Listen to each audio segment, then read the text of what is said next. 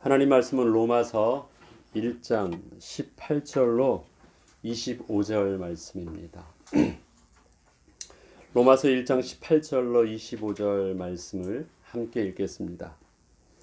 하나님의 진노가 불의로 진리를 막는 사람들의 모든 경건하지 않음과 불의에 대하여 하늘로부터 나타나나니 이는 하나님을 알만한 것이 그들 속에 보임이라. 하나님께서 이를 그들에게 보이셨느니라. 창세로부터 그의 보이지 아니하는 것들 곧 그의 영원하신 능력과 신성이 그가 만드신 만물에 분명히 보여 알려졌나니 그러므로 그들에게 핑계하지 못할지니라. 하나님을 알되 하나님을 영화롭게도 아니하며 감사하지도 아니하고 오히려 그 생각이 허망하여지며 미련한 마음이 어두워졌나니 스스로 지혜 있다 하나 어리석게 되어 썩어지지 아니하는 하나님의 영광을 썩어질 사람과 새와 짐승과 기어다니는 동물 모양의 우상으로 바꾸었느니라. 죄송합니다. 25절까지 5절까지 계속 읽겠습니다. 그러므로 하나님께서 그들을 마음의 정욕대로 더러움에 내버려 두사 그들의 몸을 서로 욕되게 하셨으니 이는 그들이 하나님의 진리를 거짓 것으로 바꾸어 피조물을 조물주보다 더 경배하고 섬김이라. 주는 곧 영원히 찬송할 이시로다. 아멘. 제가 잠시 착각했었습니다. 오늘 본문부터는 18절부터 25절까지 오늘 본문부터는 이제 바울이 본격적으로 복음을 설명하기 위해서 복음의 가장 시작과 이유가 되고 근본이 되는 죄라는 부분부터 시작을 합니다. 성경의 이야기의 시작이 바로 하나님이 우리를 사랑하셨지만 우리가 그 하나님의 사랑에 온전히 순종하지 못하고 그 축복을 누리지 못하고 하나님을 거부하는 죄로 인하여 시작되었기 때문에 복음의 출발은 하나님의 사랑도 있지만 우리에게 복된 소식으로 들릴 수밖에 없었던 그 이유가 바로 죄 문제 때문에 그렇습니다. 그래서 바울도 제일 먼저 복음을 설명함에 있어서 죄를 설명합니다. 오늘 본문에서 우리가 관심 있게 보아야 될 단어가 몇 가지가 있습니다. 죄는 무엇인가라는 그 개념과 그 다음에 불의라는 것, 그 다음에 하나님의 진노라는 것, 또 하나님의 능력과 그 다음에 하나님의 신성이라는 것, 이러한 단어들에 가지고 있는 그 의미들을 우리가 정확하게 이해할 필요가 있습니다. 분명히 하나님께서는 모든 피조물이 지은 죄는 실수가 아니라고 말씀하십니다. 그러니까 죄가 될 수 있는 것은 내가 실수로 뭔가를 한 것이 아니에요. 의도적인 것입니다. 전 인격적인 그가 알고 있는 사실에 대해서 그것을 반한 행동을 그 스스로 선택하고 그렇게 의도적으로 한 것입니다.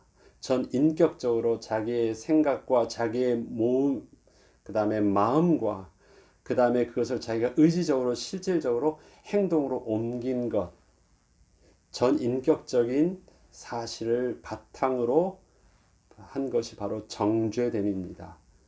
정죄됨. 그래서 그것을 죄라고 말합니다. 특별히 성경에서 말하는 그 죄는 그 죄가 바로 하나님과 관계된 죄를 원죄로 말합니다. 그런데 이러한 죄가 어떻게 그들에게 있어서 의도적인 불의함이 됐을까? 그 의에 대해서 어떻게 내가 그것을 부정할 수 있는 죄가 되어 있을까? 그럼 뭔가를 알았다라는 것 아니에요. 또 특별히 하나님에 대해서 반한 행동을 의도적으로 했다라는 것인데 하나님께서는요, 물론 아담과 하와에게도 말씀하셨고 분명히 하나님께서 선악과를 두기도 하셨지만 그들뿐만 아니라 모든 피조물이 심지어는 하나님이 택한 아브라함의 자손뿐만 아니라 언약의 백성이 아니더라도 모든 피조물 안에 사람이라면 모든 피조물 통해서 하나님을 알만한 것을 두셨다라고 합니다. 특별히 하나님을 안다고 하는데 두 가지를 모든 피조물 안에 그 다음에 저들이 부인치 못할 사실로 알 수 있게 하였대요. 그 두 가지가 뭐라고요? 하나님의 어떤 것? 하나님의 능력과 그 다음에 하나님의 신성. 하나님의 능력과 하나님의 신성을 모든 만물 속에서 인간이라면 그 속에서 하나님의 능력을 볼 수 있고 하나님의 신성을 볼 수 있다라고 합니다. 특별히 능력은 우리가 그 힘이라는 부분들로 이해할 수 있어요. 그러나 신성이라는 의미는 뭘까요? 신성. 그것은 피조물인 인간과 창조주인 하나님과 근본적으로 구별되어지는 다름입니다. 그것을 우리 성경에서는 하나님의 속성 중에서 어떻게 표현하죠? 그것이 바로 거룩하심입니다. 하나님의 신성하시면 그것은 바로 거룩함입니다. 그래서 하나님께서 성막을 지으실 때도 하나님께서 모든 이스라엘 백성들을 구별케 하실 때도 하나님과 만나기 위해서 저들에게 가장 집중하게 한 것은 뭐냐면 하나님의 거룩함을 훼손치 않도록 하는 것이었고 하나님의 백성을 만들어서 모든 인류를 복의 근원으로 삼으실 때 그 백성을 명하는 이름이 바로 거룩한 백성이었습니다. 구별되어짐 속에서 거룩하신 하나님께 가까이 갈 수 있도록 그 다음에 하나님과 교제할 수 있도록 왜? 그 하나님의 거룩성을 훼손시켰기 때문에 그렇습니다. 그래서 인간이 하나님께 나아갈 수 없는 저주받은 자가 되었기 때문에 그렇습니다. 하나님께서는 분명히 처음부터 알려주셨대요. 모든 피조물 쪽에 알려주셨대요. 그 피조물 안에 있는 능력과 신성, 거룩하심 그것을 알려주셨는데요. 그러면 우리가 그것을 이제 모든 지금의 우리 피조물 보지 말고요. 하나님께서 천지를 창조하셨을 때 그 처음 창세 시작 때 아담과 하와와 또 하나님께서 특별히 동산 한가운데 나오는 선악을 알게 하는 나무와 열매와 또 그 다음에 생명을 얻게 하는 나무와 열매 그것을 세워두셨습니다. 에덴 동산에 있는 모든 피조물 안에서도 그러면 아담과 하와는 무엇을 볼 수 있어요? 하나님의 능력과 하나님의 거룩하심을 바라볼 수 있어요. 하나님께서는 하나님의 권능과 하나님의 일부의 능력들을 아담에게 주어서 그 모든 피조물을 다스릴 수 있는 은혜를 주셨습니다. 지혜가 있었고요. 그 다음에 그 권위는 모든 피조물들도 그 밑에 순종하게 했습니다. 능력으로 막 힘으로 누르고 있는 것이 아니라 하나님이 주신 권위 아래에서 모든 피조물들도 다 그렇게 순종하게 하나님께서는 하셔서 그들로 다스리게 하셨습니다. 왕이 왕관을 씁니다. 그 왕관은 어떻죠? 가장 값어치 있고 가장 멋지게 그 다음에 두 개가 되지 않는 유일한 한 가지 가장 소중한 것으로 왕이 왕관을 만들어서 그것을 씁니다. 그 왕관을 보면 무엇이 보이는 거예요?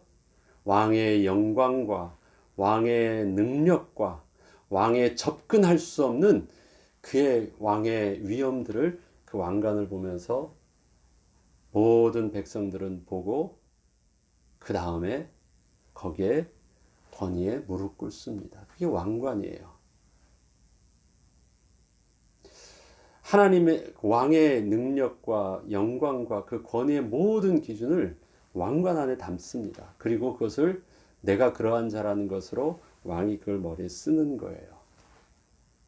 하나님께서는 모든 피조물 안에 하나님의 능력과 신성을 담아 놓으셨다라고 합니다. 내가 하나님이야. 나는 창조주야. 나는 거룩한 자고 너희들과는 근본적으로 선을 넘어설 수 없는 하나님의 창조주 하나님과 너희의 피조물에 선이 있어. 하나님의 능력과 신성을 제일 확실하게 알 수 있게 해주신 것이 동산 한가운데 있는 선악과와 또 생명나무였습니다. 그것을 보면 거기엔 무엇이 있어요? 아름다움이 있어요. 그 안에는요, 그것을 먹으면 죽지 않게 하는 어떤 나무 열매 속에서도 어찌할 수 없는 하나님의 능력을 거기다 담아 놓으셨어요. 하나님의 생명이 생명 열매 안에 있어요. 누가 그걸 만들 수 있어요? 저들은 그것을 보았습니다. 하와도 보고 그렇게 말해요. 먹음직도 하고 보암직도 하고 지혜롭게 할 만큼 탐스럽기도 해요. 왜 그럴까요? 그 안에 하나님의 모든 영광을 다 담아 놓으셨으니까요. 마치 그것을 내가 속하면 내가 왕의 왕관을 쓰는 것 같아요. 나도 왕이 될 수 있을 것 같아요. 그러나 왕관을 보면서 그것을 나도 쓰면 된다고 생각하면 그것은 반역이 되는 것입니다. 그리고 그것은 아주 큰 착각이에요. 왕관만 쓴다고 해서 왕이 되는 것이 아니거든요. 왕이기 때문에 이 왕관을 쓰면서 내가 왕이라는 걸 알려주는 것이거든요. 왕의 위엄과 능력과 신성과 능력이 없는데 마치 그것만 쓰면 내가 왕이 될 수 있다고 생각해서 그 왕관을 쓰면 어떻게 되는 거예요? 왕을 쓰면 그게 왕의 역할을 할 수 있나요? 왕의 능력과 왕의 위엄이 있는 자가 모든 사람에게 실수하지 말라고 왕임을 구별하기 위해서 모든 사람에게 보여주는 것입니다. 그것 자체가 신비한 마력이 있는 게 아니에요. 하나님께서 백성들에게, 하나님께서 사람들에게 바로 그걸 알려주세요. 특별히 아담과 하와에게 하나님의 왕관을 보여주십니다. 이것을 보았지. 정말 아름다워. 정말 뛰어나. 그리고 유일하게 하나밖에 없어. 그것은 하나님만이 건드릴 수 있는 것이고 그것은 접근하면 안 되는 거야. 그 앞에서 너희들이 순종하게 돼 있는 것이지 그것을 취하려고 하면 안 돼. 인간이 그걸 취했어요. 그래서 인간의 죄를 뭐라고 표현합니까? 반역했다라고 표현해요. 내가 안 써야 되는 왕관을 쓴 거예요. 마치 그것을 하면 내가 먹으면 보암직하고 먹음직하고 지혜롭게 할 만큼 탐스럽게 되고 하나님과 같이 돼요.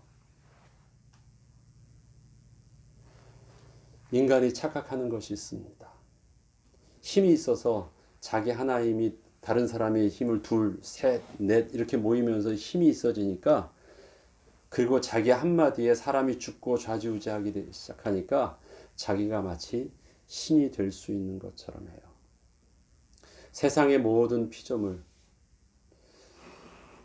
사람들이 다스리는 것들이 있습니다. 사람들이 숭배하는 것들이 있어요. 옛날에는 뭘 숭배했습니까? 해, 달, 바다, 그 다음에 짐승도 보면 사자, 뱀, 이런 것들은 다 뭐예요? 인간과 사람과 그들과 비교했을 때 그 앞에서 가장 무기력할 수밖에 없는 강력한 힘과 능력과 독과 신체적인 조건을 가지고 있는 것들이에요. 왕의 머리에 배후에 이 뱀의 모습을 갖습니다. 내가 뱀을 다스릴 수 있는 뱀도 내 위에서 그래서 왕을 만들어 놓고 뱀을 뒤에다 놓고 그 왕이 그 위에 앉아 있기도 합니다. 왕이 그 뱀의 머리를 형상을 해서 얼굴에 쓰기도 합니다. 사자를 내 뒤에 앞에 양옆에 두기도 합니다. 다 뭐예요? 난 그보다 더 힘이 있고 그것을 다스릴 수 있는 자라고 합니다. 또 풍성한 태양, 또 바다, 강, 그런 부분 속에서 그것을 잘 치산치수할 수 있는 자들이 왕으로 서기도 합니다. 뭔가 그것을 다스릴 수 있는 능력이 있다고 해요. 사람은 만물 속에서 이치를 발견하고 어느 정도 그들이 좀 노력을 하면, 또 특별히 하나님께서 모든 만물을 다스릴 수 있는 권세를 인간에게 주셨기 때문에 저들이 아무리 힘이 있어 보이고 육체적으로 뛰어나 보여도 저들은 인간에게 정복되어집니다. 그래서 그걸 자기가 취할 수 있어요. 사람들도 그 힘 있는 자가 그 위에 설 수 있고 모든 만물도 어느 정도 다스릴 수 있습니다. 그러다 보니까 그들이 착각하는 것이 있어요. 능력은 나름대로 이 땅에서 최고의 능력을 얻을 수 있는데 정말 저들이 하지 못하는 것이 유일한 것이 있습니다. 이 피조물 속에서는 얻을 수 없는 것, 그것이 바로 하나님의 거룩성입니다. 신성이에요. 인간의 모든 실패는 어디서 오느냐? 능력이 부족해서 오는 것이 아닙니다. 하나님의 거룩하신 하나님을 만날 수 없어 그래요. 하나님처럼 될 수 있습니다. 왕관을 쓸 수 있어요. 왕관 쓰니까 지혜롭게 됐더라고요. 가인의 후예들 보세요. 세상의 모든 창세기 6장에 나와 있는 가인의 후예들의 이야기를 쭉 보십시오. 5장에 나와 있는. 세상의 모든 문화와 물질 문명을요, 똑똑해서 다 합니다. 그래요. 능력은 내가 취할 수 있어요. 근데 뭘 취할 수 없느냐? 그렇다고 해서 왕관을 쓴다고 해서 내가 왕이 되지는 못해요. 하나님의 신성, 하나님의 거룩하심에는 조금 더 접근할 수 없어요. 하나님께서 피조물 중에서 인간을 다르게 만든 유일한 것이 무엇입니까? 하나님과 가까이 할 수 있는 존재로, 거룩하신 하나님이 우리 가운데 거하실 수 있는 존재로 했습니다. 그래서 우리가 하나님처럼 하나님과 닮아질 수 있는 하나님의 성품을 그나마 드러낼 수 있는 그 비밀은 어디에 있습니까? 능력에 있지 아니하고 거룩성에 있어요. 그런데 하나님을 떠난 인간이, 그 다음에 죄의 종로로 타게 된 인간이, 사단이 인간을 속이는 가장 핵심은 어디냐면 능력, 똑똑해지고 힘이 써지고 그 능력 안에서 모든 인간의 무기력함을 해결하려고 해요. 그러나 예수 그리스도께서 이 땅에서 오신 것은 그 능력 앞에서는 무기력해 보인 것처럼 보였지만 예수님은 인간에게 능력의 필요함을 보여주지 아니하시고 죄 문제를 해결해 주셔서 하나님 앞에, 하나님의 거룩하심 앞에 나아갈 수 있는 의의 백성으로 만들어 주셨어요. 우리는 늘 부족하죠. 이 땅에 사는데 좀 더 똑똑했으면 좋겠고, 좀 더 힘있고, 좀 더 권세가 있었으면 좋겠죠. 그것만 있으면 고생 끝 행복이 시작될 것 같겠죠. 동서고금을 만나고 하나님을 떠난 인간의 끊임없는 소원이 뭐냐면 힘을 얻는 것이었습니다. 그러나 하나님의 백성에게는 그 힘을 주지 아니하시고 비로소 여호와 이름을 부를 수 있는 은혜를 주셨어요. 하나님을 찾을 수 있도록. 하나님의 백성은 죄가 있어도 어떻게 해요? 그 빛 앞에 나아갈 수 있는 그 영적인 DNA를 그 속에 심어주신 거예요. 그러기에 하나님의 백성에게 있는 것은 힘이 아닙니다. 지향점에 힘이나 능력이 있지 않아요. 어떻게 하면 내가 하나님께 더 가까이 갈 수 있을까? 어떻게 하면 하나님이 내 안에서 나를 다스릴 수 있을까? 어떻게 하면 내가 하나님의 인도함을 받을 수 있을까? 어떻게 하면 하나님이 나를 완전히 주장하여 주실 수 있을까? 왜? 그렇게 하니까 세상에서는 미련해 보이는 것처럼 보이는데 그것이 참다운 강함이었고, 세상에서는 가난함처럼 보이는데 그것이 참다운 부함이 되었고, 그것이 풍요로움이 되었고 풍성함이 되었고, 그것이 복이 되었어요. 그래서 우리는 세상에 똑똑하게 가르치지 아니하고 거룩한 하나님의 백성이 되기를 전도하는 것. 예수 믿으면 잘 살 수 있다가 아니라 예수 믿으면 거룩하신 하나님 앞에 나아갈 수 있다는 것을 전도하는 것입니다. 왜? 그렇게 해야지 그에게 바른 생각이 들고요. 그렇게 해야지 바른 마음이 있어요. 오늘 보면 하나님의 진노가 나타난다라고 합니다. 근데 그 하나님의 진노가 어떻게 나타납니까? 하나님이 진노하시니까 가난하게 되었나요? 하나님이 진노하시니까 막 팔이 한쪽이 없어지고 사고가 나고 막 저주 아래서 망하고 있나요? 아니에요. 하나님의 진노하심은 육신적으로는 똑똑하고 잘 살고 모든 것을 다 가져왔는데 그의 생각이 온전치 못하여. 그래서 순리를 영리로 바꿉니다. 그의 생각들이 사람 같지 않아요. 그의 생각들이 아주 본능적으로 짐승과 같아져요. 육신적으로는 다 얻었는데, 힘도 있고 똑똑하고 모든 능력도 다 가지고 있는데 뭐가 없느냐? 생각이요, 짐승하고 똑같아요. 그게 하나님의 진노래요. 그런데 그 진노가 하나님이 가하신 거예요? 아니에요. 하나님이 그렇게 하도록 내버려 두셨대요. 하나님의 진노가. 하나님이 가해자가 아니라요, 하나님의 은혜의 통로를 저들이 거부했을 때 하나님께서 그들에게 가지 않고 그들이 원한 대로 냅두셨대요. 그리고 그가 하나님의 은혜로부터 멀어진 그 속성이 나타나기 시작하는데 그것이 뭐예요? 짐승과 똑같이 나타나요. 본래 그 짐승과 똑같은 모습 속에서 다른 것은 무엇이었는데, 하나님이 성령이 그 안에 거하시는 생령이 되었는데, 그 하나님의 성령이 떠나시고 나니까 그들이 뭐가 되어 있어요? 육체가 되어 있어요. 그 육체는 무엇하고 똑같으냐? 짐승과 똑같은 육체를 쓰고 있어요. 짐승과 똑같아요. 그래서 되어지는 게 짐승이에요. 위아래도 없고 부모와 자식도 없고요. 형제도 없어요. 성적인 모든 근친상간이든 뭐든 아무런 그런 선도 없고요. 권위도 없고요. 도덕성도 없습니다. 뭐만 해요? 쾌락만 있고 힘이 있고 그 스스로 원하는 방종만 있어요. 하나님이 은혜 가운데 넣으시는 평안과 자유함과 기쁨과 풍성함과 안정됨이 없어요. 하나님의 진노는 가난해지는 것이 아닙니다. 하나님의 진노는 어떤 사고가 일어나는 것, 우리가 지금 떨고 있는 보험에 들 수밖에 없는 그런 어떤 인생의 사건과 사고가 하나님의 진노가 저주가 아니에요. 하나님의 진노는 뭐냐면 그 속에 하나님이 안 계신 거예요. 가만 냅두신 거예요. 그러면 어떻게 돼요? 망하는 거죠. 그때 이스라엘에 왕이 없으므로 그래요. 좋은 차가 있는데 차가 달리는데 갑자기요, 그 달리는 차에 운전수가 없어졌어요. 그럼 어떻게 돼요? 내 차가 좋다고 막 노력을 자랑하면 뭐예요? 그냥 들이받는 거죠. 인생의 모든 모습들이 그렇게 들이받는 자가 되었습니다. 그게 이제 오늘 있는 내용들을 제가 편하게 얘기한 거예요. 한번 그냥 쭉 읽어보면 이 내용들을 이해할 수 있을 것입니다. 제가 읽어보겠습니다.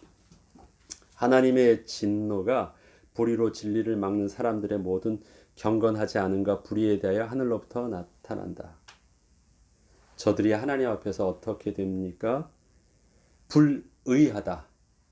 의도적으로 하나님을 거절한다는 것입니다. 그리고 그것을 어떻게 해요? 진리를 막는다. 하나님께서 순종케 하셨고 하나님께서 건들지 말라고 하셨고 선을 넘었어요. 그래서 경건하지 않음과 불의에 대하여 하늘로부터 나타납니다. 이는 하나님을 알만한 것이 그들 속에 보임이라. 하나님께서 이를 그들에게 보이셨습니다. 그리고 특별히 처음에는 알려주셨습니다. 혹시 오해할까봐 알려주셨습니다.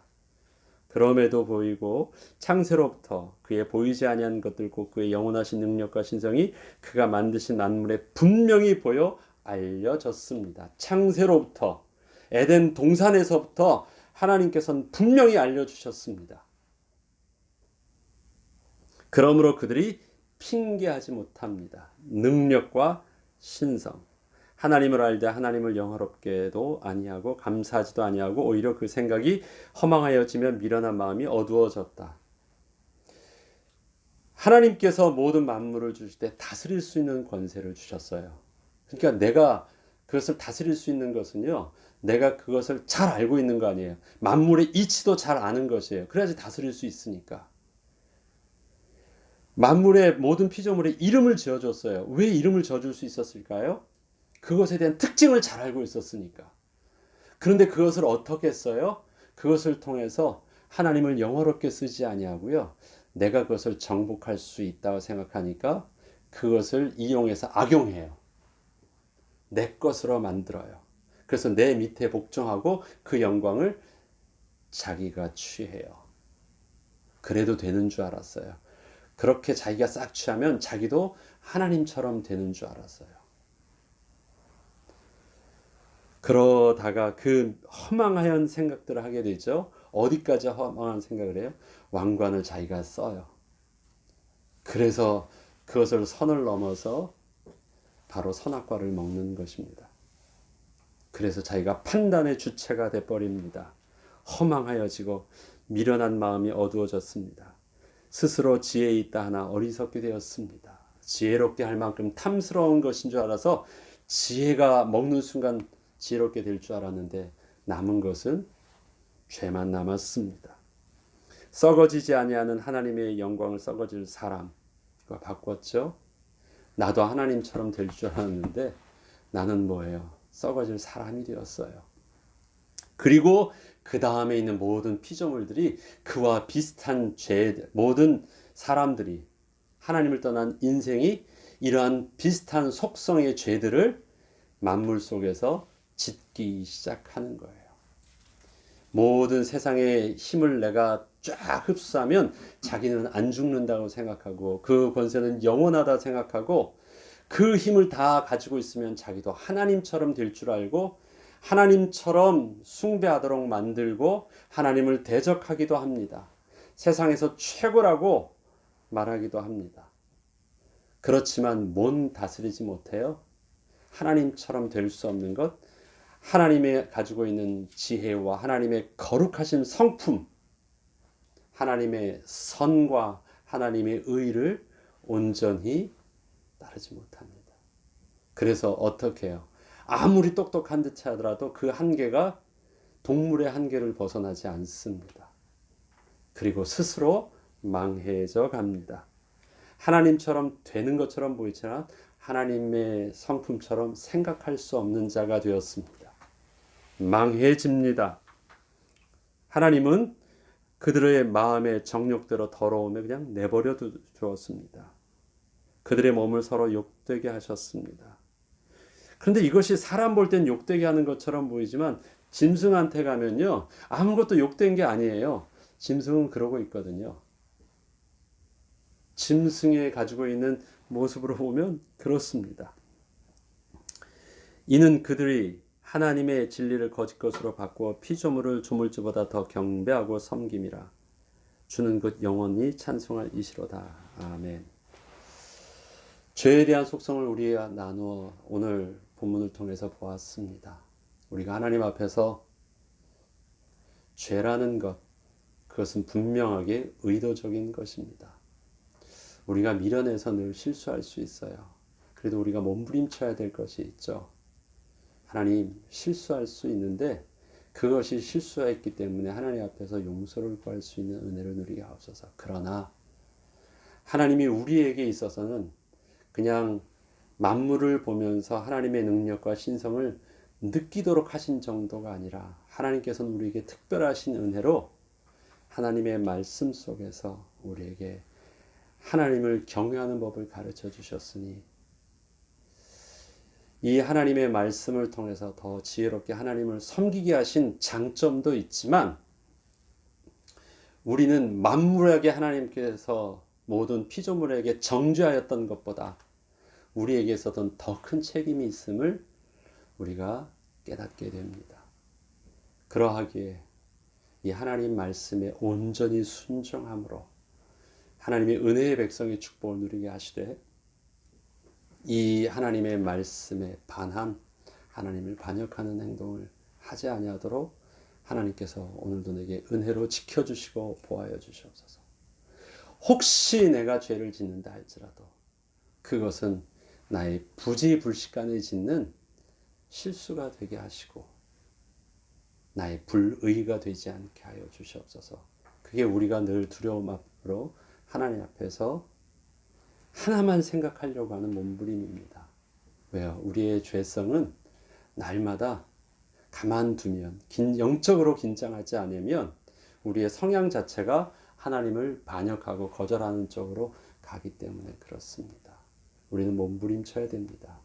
하나님 앞에 불의하지 아니하도록 의도적으로 내 스스로가 왕관을 쓰려고 하는 생각조차 하지 아니하도록 그래서 사단이 틈타지 못하도록 그 틈도 보이지 않는 온전한 순종함이 우리 속에서 늘 영적인 긴장감 속에 있어야 될 것입니다. 그러하면 우리는 하나님 앞에서 하나님의 거룩한 백성으로 온전히 인도받게 될 것입니다.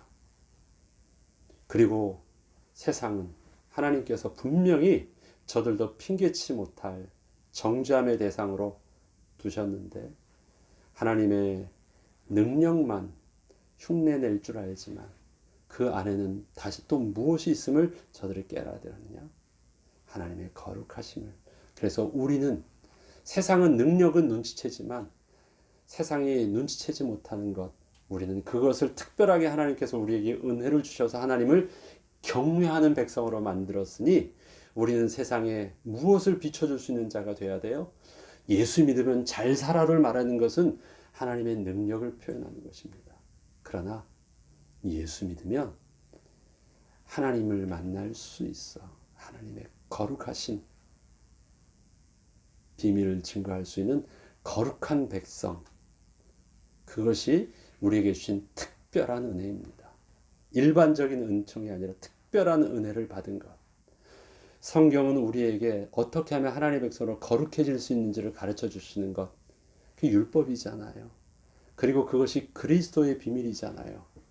그리스도를 만났는데 여러분들이 어떻게 되었습니까? 의의 백성 되었습니다. 거룩한 백성 되었습니다. 하나님을 내주하실 수 있는 하나님의 거룩함을 뵙게 되었습니다. 입게 되었습니다. 예수께서 십자가의 죽으심으로 우리의 죄를 사하여 주셨습니다. 삶을 명심해야 됩니다. 거룩성 안에는 도덕성도 있고 선함도 있고 진실함도 옳음도 있습니다. 그러나 도덕성이 거룩성이라고 표현하면 안 돼요. 착함이 거룩성이 아니에요. 거룩성 안에 다 담겨져 있는 것입니다만 그 중에 준법이 거룩성이 아니에요. 이 모든 것이 다 담겨져 있습니다.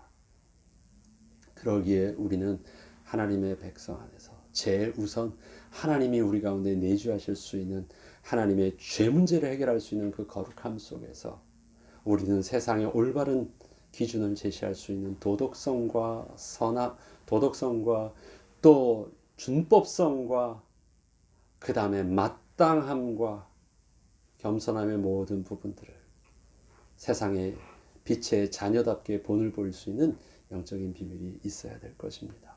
오늘도 주의 말씀 속에서 우리를 하나님 앞에 거룩한 백성답게 왕같은 제사장답게 주신 사명 잘 감당할 수 있는 복음의 가장 기초가 든든하게 쌓일 수 있는 우리가 될 수 있도록 기도하고 또 인도받는 저와 여러분 되길 주의 이름으로 축원합니다. 주기도문으로 마치겠습니다.